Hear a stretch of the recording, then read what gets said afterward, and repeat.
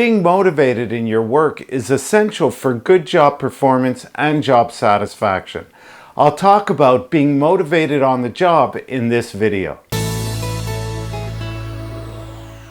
What are the factors that drive motivation? Well, there's certain things on the employer side that they need to do in order to make sure that people are motivated. And first, they need to make sure that the people that are in the position have the interest and are motivated to do the tasks that are associated with that job. People may have the skills, but if the tasks don't match their interest areas, then there's a lack of passion in the job. They're not going to do the job as happily and as good as they would if it's something that's really aligned with their interest.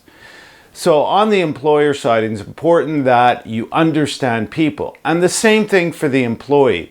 If you're looking for a job, or if you're in a job that you're not happy with, you want to make sure that the job meets your interest. When I talk about occupational interest, I'm referring to the 6 occupational interest areas that make up every job.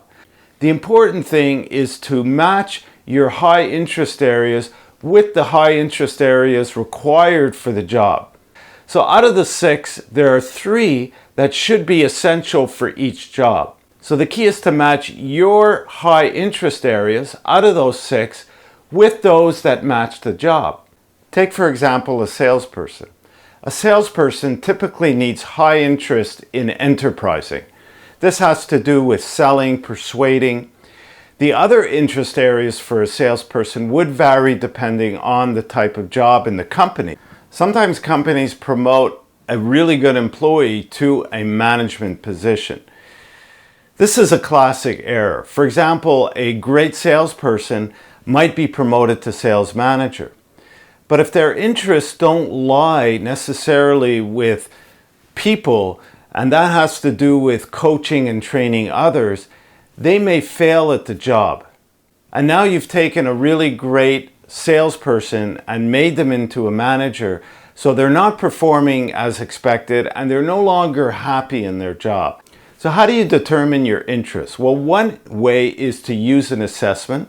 I use the Profile XT, and it has a component in it that assesses the interests of the person according to those 6 interest areas. It then will determine the top 3 interests and match that to the requirements of the job. This is a very powerful tool. Now, if you're not using an assessment tool, you could always use self-reflection to determine your own interests. Write down the things that interest you, the things where you spend your time at when you're not working. So it's really important to understand your interests, because you will avoid the tasks that you lack the interest in, and you will escalate to spending more time in the areas that interest you the most, because that's what you're passionate about.